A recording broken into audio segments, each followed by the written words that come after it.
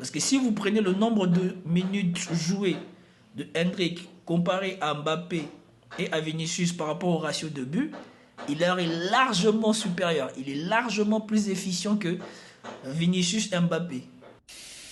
Bonjour mesdames et messieurs fans du Real Madrid, bienvenue sur ma chaîne. Alors pour cette vidéo, on va commenter le match de hier soir entre Real et Stuttgart, je crois. Voilà, commenter, liker, partager pour me soutenir et soutenir la chaîne. Sans plus tarder, nous passons à la vidéo.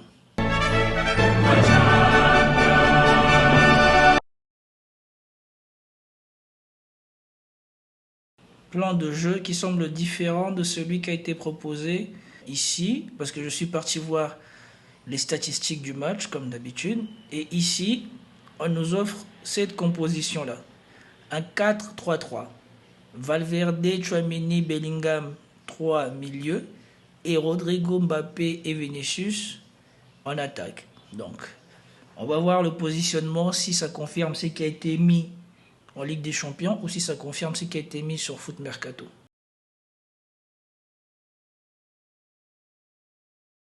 Le début du match, ça confirme ce que l'analyse statistique du match montre. Ce match n'a pas été gagné par les attaquants. Ce match a été gagné avant tout par la défense du Real Madrid et surtout par Rudiger et Thibaut Courtois. Mbappé, lo marca Wagnumann, metió la pelota para su... Et ici, vous voyez encore une fois de plus ce qui ne devrait pas être le positionnement de Mbappé. Mais j'insiste, tant qu'il ne fera pas ce travail d'être omniprésent dans le carré face au but, ça sera compliqué pour le Real. Même si le Real est en train de gagner, ces matchs-ci sont importants pour lancer la saison, mais ces matchs-ci ne sont pas déterminants pour les résultats de la saison. Et les résultats de la saison vont commencer en 2025, entre mars et juin. Et c'est là qu'on va vraiment déterminer si Mbappé a apporté quelque chose au Real ou pas. Je suis désolé d'insister là-dessus. Revoir Mbappé toujours dans le même positionnement ou essayer de jouer dans le même rôle qu'il joue au Paris Saint-Germain, ça me dérange. Donc c'est soit il faut accepter qu'il se fasse des alternances avec Vinicius, soit il apprend à jouer à son poste. Parce que je répète encore, il n'est pas là pour servir les autres. Il est là pour qu'on le sert lui. Il faut qu'il arrête cette mentalité qu'il a vue au Paris Saint-Germain de croire que c'est lui qui doit faire le jeu. Ici, c'est lui qui doit marquer. Comme R9 avait dit à Florentino Pérez, une fois, tu m'as fait venir ici pour que je joue, pour que je défende ou pour que je marque des buts. Et donc, il faut qu'il rentre dans cette mentalité-là.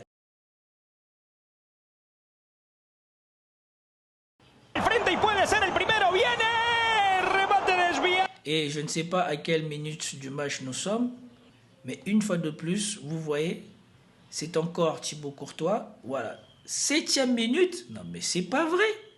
7e minute, Thibaut Courtois vient encore sauver le Real.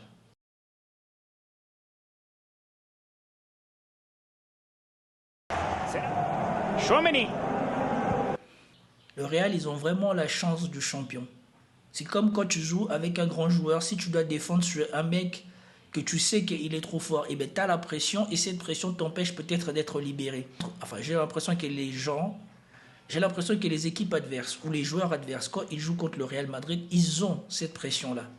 Ils veulent trop bien faire, ils veulent trop bien cadrer et ils ne sont pas assez libérés. Et je pense que c'est ça qui empêche les gens de mettre des buts au Real Madrid. Parce que les occasions, le Real en concède. Et le Real en concède dans un moment où ils sont mous et ils essayent de restructurer et de renforcer leur équipe, non seulement dans le jeu, mais aussi dans la cohésion. Mais quand ça sera fait, ça va devenir encore beaucoup plus dur pour les gens de les battre. Parce que là, on voit clairement que le Real est en dessous de son niveau, mais le Real ne perd pas. En tout cas, ici, bon appel, et on voit que voilà, quand Mbappé il a de l'espace et quand Mbappé surtout échappe au duel avec les centraux, il prend l'avantage sur les défenseurs de côté ou les milieux de terrain, parce que probablement que les défenseurs centraux sont ici à l'intérieur du jeu. Et celui-là, ça doit être un milieu ou un latéral. Mais le problème, c'est que au Real, on sait que ça sera pas... C'est qu'il lui sera demandé de faire. Il faudra qu'il joue au duel ici, qu'il soit au duel ici, qu'il rentre dans la tête de ces joueurs-là en face de lui. Parce que c'est eux qui doivent battre pour marquer. Attends, c'est Carvajal qui joue défenseur central? Et ben, je suis impressionné. À son âge, il joue défenseur central. Ils n'ont même pas mis Tchouaméni en défenseur central et fait Valverde, Bellingham, Modric.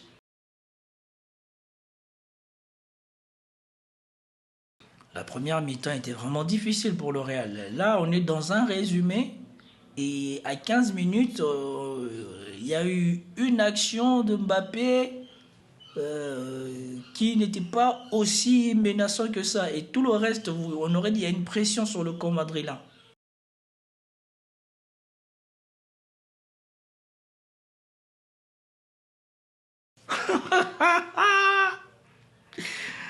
Aïe. Franchement, au vu de ce que je vois là, le Real, ils ont échappé belle. Et le Real consolide encore sa légende. Au regard de ce que je vois là, franchement, le Real, ils ont échappé belle.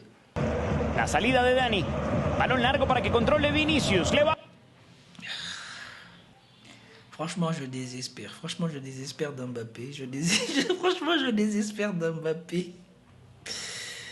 Hey! C'est pas que la volonté n'est pas bien. La volonté est bien. Mais quand tu es l'attaquant qui doit marquer, cette volonté de toujours vouloir aller sur le côté, ça porte préjudice à l'équipe. Parce que si toi tu sors de l'axe, qui te remplace dans l'axe? Et Bellingham, ça se voit qu'il vient de revenir parce que vous voyez qu'il n'y a pas de box-to-box là. La plupart du temps, on le retrouve bien au milieu de terrain. On le retrouve pas à côté de la surface de réparation. En tout cas, dans ce résumé. J'espère qu'il a pu faire ça au moins pendant le match. Mais franchement, le déplacement tactique d'Mbappé, ça me désespère. Et vous voyez, c'est pas que là, c'est pas bien fait. Là, c'est bien fait. Mais imaginez qu'est-ce que ça aurait été si ça aurait été Vinicius qui débordait et Mbappé, il était déjà dans la surface. C'est dans ce sens-là que le jeu du Real aurait dû profiter de la venue d'Mbappé. Au lieu de ça, Mbappé rajoute des doublons à ce que sait déjà faire Vinicius, mais on n'a personne pour, quand vous débordez, vous vous retrouvez en supériorité numérique, pour que ça vous profite dans la surface et qu'on puisse faire une passe en retrait ou décaler le ballon dans la surface. On ne peut pas le faire parce que l'attaquant, il n'est pas là. Regardez ce qui se passe avec le Barça. Moi, je vois que quelquefois le Barça jouait, parce que je ne regarde pas les matchs du Barça. Vous voyez bien que Lewandowski, il passe pas son temps à tourner autour de l'extérieur de la surface comme Mbappé. Et donc cela bloque la défense et permet aux autres joueurs d'avoir plus d'espace pour faire plus de jeux et même de ramener la balle facilement dans la surface. Mbappé, à cause du jeu qu'il veut faire au Real, il ne permet pas au Real de jouer comme ils ont l'habitude de jouer. D'habitude, cette zone-là, là-bas, de laquelle il est parti, c'est la zone depuis laquelle Vinicius part. Et c'est beaucoup plus efficace si, en partant de là-bas, on a déjà quelqu'un qui est positionné dans l'axe et donc qui maintient les joueurs dans l'axe, une bonne partie de joueurs dans l'axe, parce qu'ils savent que s'ils montent tous sur Vinicius, ils vont laisser quelqu'un dans leur dos. Alors quand on gagne, c'est bien. Mais moi, je vous garantis que quand on va tomber sur des vraies équipes de Ligue des Champions qui n'ont pas la pression de super bien faire parce qu'ils sont face au Real, le Real va boire la tasse avec Mbappé. Vous voyez là? Regardez là. Vinicius, il est là. Vinicius, il est là. Il est au duel avec deux joueurs. Mbappé vient ramener encore des autres joueurs, un joueur avec lui. Pourquoi faire? Au lieu de ça, pourquoi il ne se repositionne pas ici, vers le centre du jeu? Comme ça laisse la place à Bellingham de se placer derrière, ici, vers la pointe du carré ici, et d'avoir le jeu ouvert pour lui, de pouvoir faire la passe, de maintenir la pression, parce que si Mbappé rentre, Bellingham sort, je vous garantis que déjà la défense, ils vont être beaucoup plus embêtés pour bien se positionner en zone pour les contenir eux tous. Mbappé ne permet pas une évolution positive du jeu du Real. Ça, c'est mon avis. Après, vous pouvez ne pas être d'accord, mais ça, c'est mon avis.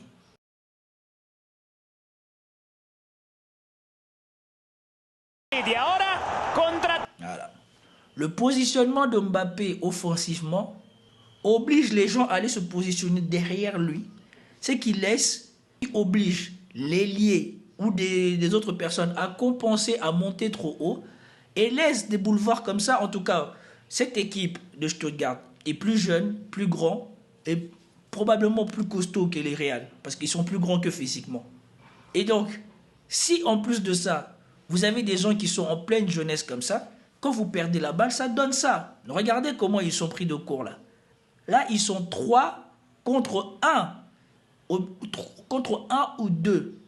Parce que là, le troisième attaquant ici, il est presque aligné avec, je pense que c'est Lucas Vazquez. Et voilà, ça, c'est le genre de truc que je n'aime pas. Le mec, il joue n'importe comment. Ça, c'est le truc que je déteste le plus. Des mecs qui jouent sans conviction, sans intelligence. Il est rentré dans la surface. Il y avait son collègue ici. Il n'a pas fait la passe. Il y avait son collègue ici. Il n'a pas fait la passe.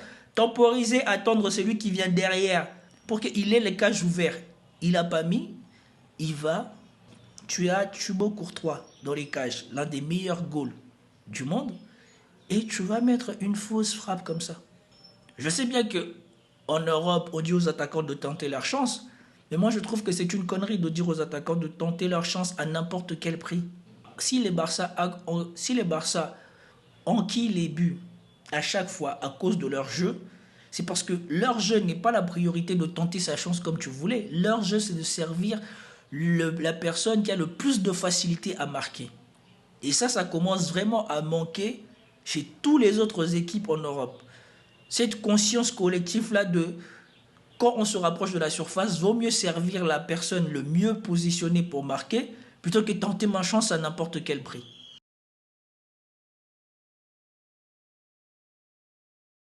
Là, on a quelque chose de bien.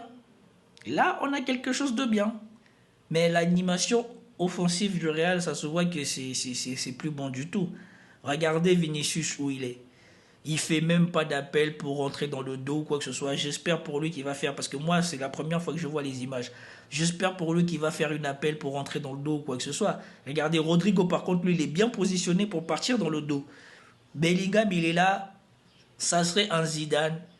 En ayant vu la configuration, je m'avance peut-être, hein, il aurait temporisé, histoire de fixer le milieu, servi Valverde ici dans l'espace pour que Valverde et Mbappé et Rodrigo ici, qui peuvent se lancer dans le dos et surtout permettre peut-être un appel aveugle de Vinicius ici dans leur dos, en leur mettant, soit il décale ici et puis il met la passe ici dans cette diagonale. Voyons qu'est-ce qui va être fait de la balle. Voyons.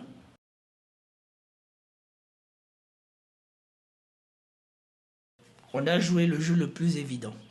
On a joué le jeu le plus évident. Et ici, c'est là aussi peut-être la force et la faiblesse du Real. C'est que je vais voir collectivement qu'est-ce qu'ils vont faire ici. Parce que vous voyez, ici, il y a une personne qui vient dans son dos. S'il temporise assez bien cette personne, il lui décale la balle, ça laisse le boulevard ouvert pour Mbappé et Vinicius ici pour finir le goal. Donc je vais bien voir qu'est-ce qui va être fait.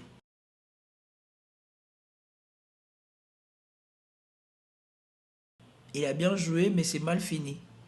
Mais au moment où il frappe, ah ouais, au moment où il frappe, moi j'aurais préféré qu'il remette la balle à Bellingham. Bellingham, il a beaucoup plus d'espace ouvert pour tenter quelque chose que lui, comment il le frappe. Mais après, franchement, l'angle est petit, hein.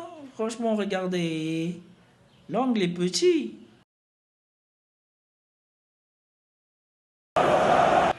Il n'y a pas pénalty, il n'y a pas pénalty. En tout cas, super but du Real Madrid. Là, c'est du Madrid qu'on connaît, du classique. Contre-attaque rapide, finition facile parce que ça a été bien mené. Et donc, à ça, je dis bravo. But facile pour Mbappé. Ça masque la première mi-temps qu'il a fait. Mais comme je dis toujours, c'est l'arbre qui cache la forêt. Les victoires du Real cachent pour beaucoup les choses que Mbappé n'arrive pas encore à bien faire, parce que je suis persuadé. Et Tchouaméni, il faut le féliciter ici, parce qu'il est la personne qui a touché le plus de balles au Real Madrid. Et il est aussi la personne qui a mis le plus de passes au Real Madrid. Et donc, ce rôle est en train de lui revenir sans qu'il le veuille. Et on voit qu'il est forcé de devoir faire la distribution du ballon. Bien souvent, il y a beaucoup de passes qui ne passent pas parce qu'il n'a pas ce niveau-là. Ce n'est pas un Kroos ou ce n'est pas un Modric. Mais ici, déjà, on note la progression. Ça commence déjà à passer contre les équipes qui sont en dessous des top.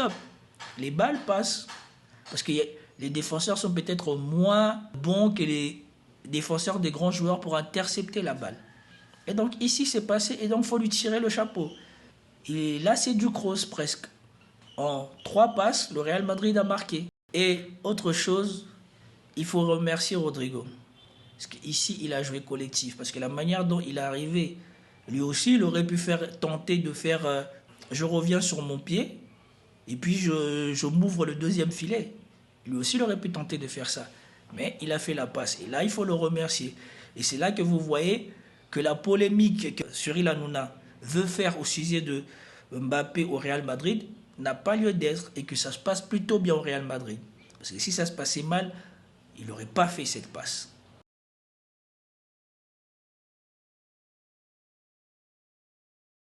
Là aussi c'est du super travail. Bellingham il a super bien servi.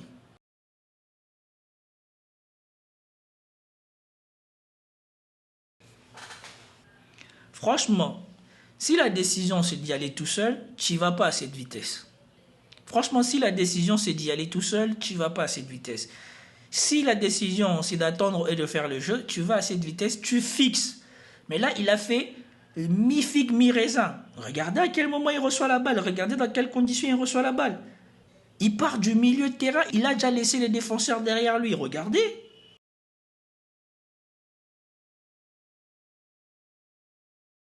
Regardez.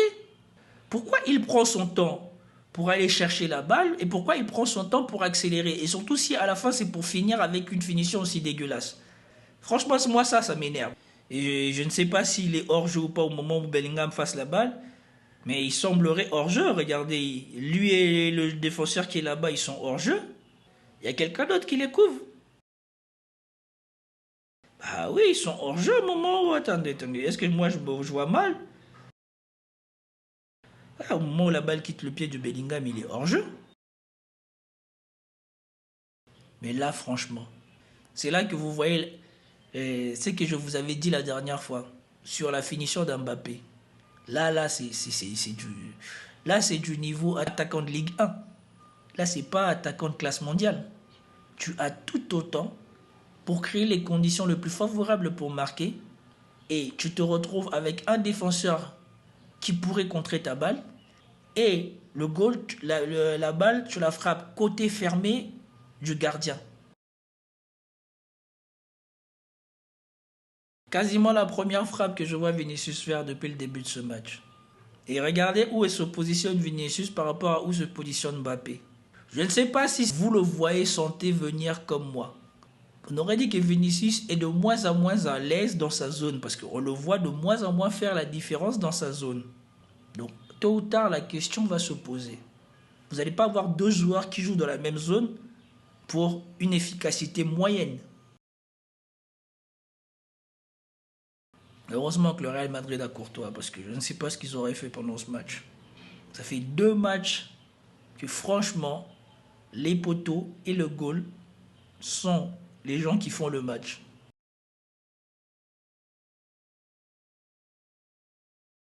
Égalisation plus que méritée, égalisation plus que méritée. Donc Henry est rentré à la place de Bellingham. Après, j'ai pas vu le suite du match. Donc ça veut dire qu'ici, on aurait Rodrigo, Henry, Vinicius, Mbappé sur le terrain. On les positionne comment? J'ai pas l'air de repérer Rodrigo sur le terrain. Donc c'est Rodrigo qui serait sorti. Donc il y a Rodrigo qui est sorti et il y a Bellingham qui est sorti. Et là, il y a but de Rudiger. Franchement, c'est le mental du Real. Ils ont un mental fort et la sérénité aussi que leur coach leur donne. Ça fait partie de leurs acquis. Güler aussi est sur le terrain. Mais je vois toujours Valverde. Je suppose que Tchouaméni, vu qu'il n'a pas joué le dernier match, lui aussi, il doit être dehors. C'est Vinicius qui a fait l'appel. En tout cas, j'ai confondu. Je pensais que c'était Hendrik. En fait, c'est Vinicius. Beau replacement pour demander l'appel. Mais la finition est sans doute à l'image de Vinicius. C'est un bon ailier. C'est un bon attaquant ailier. Mais c'est pas un neuf. Parce que là, franchement, la fin, elle est pas au niveau. La fin, elle est pas au niveau. La fin, elle est vraiment pas au niveau. Il a le pied ouvert, il a les cages ouvertes. Il fait un extérieur du pied qui ne monte même pas. Franchement, c'est compliqué. Qu'est-ce qu'il a foutu? Alors là, on a Hendrik qui a la balle, Vinicius et Mbappé qui sont là. Regardons les appels. Qui va faire le meilleur appel pour être le mieux servi?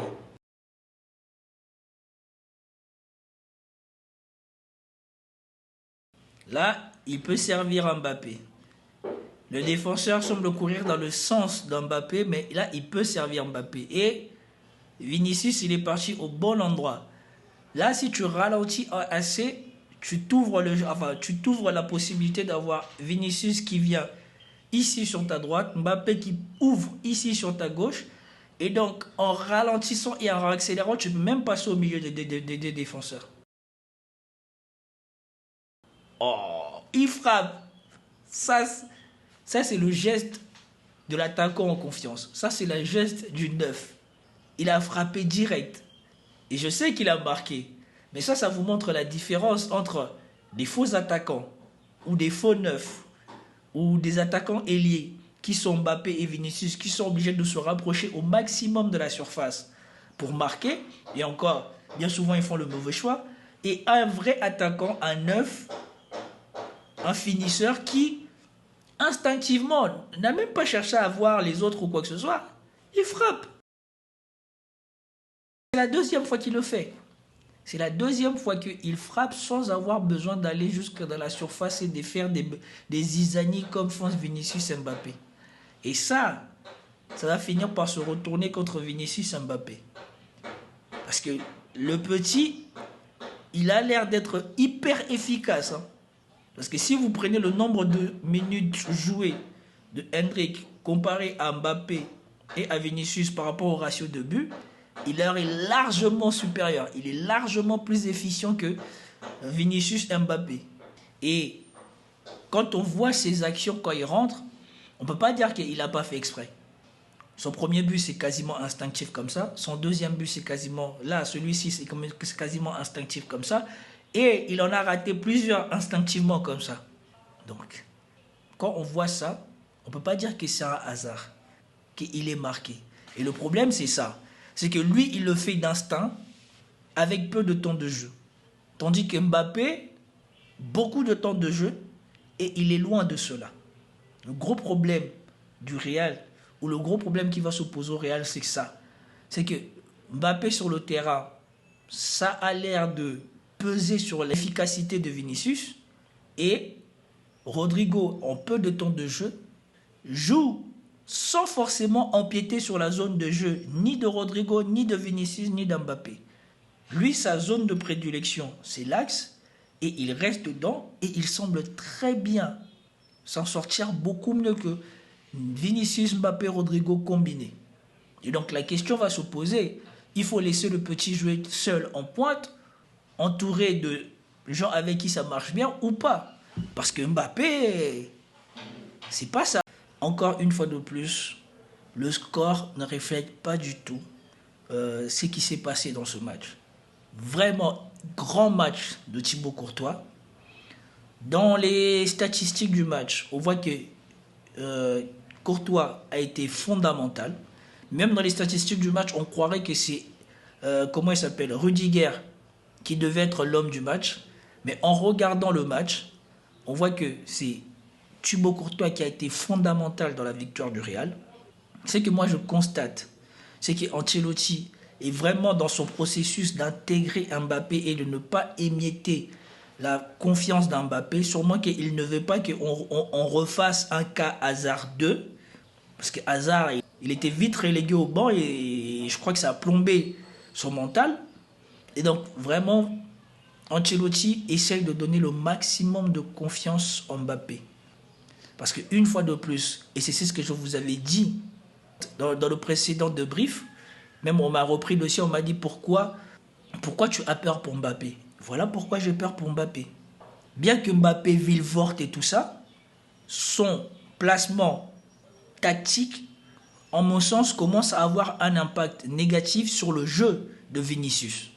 Parce que bien souvent, plutôt que de rester dans son axe de jeu, dans sa zone de jeu, il déborde de sa zone de jeu et vient faire son jeu dans les zones de jeu de Vinicius.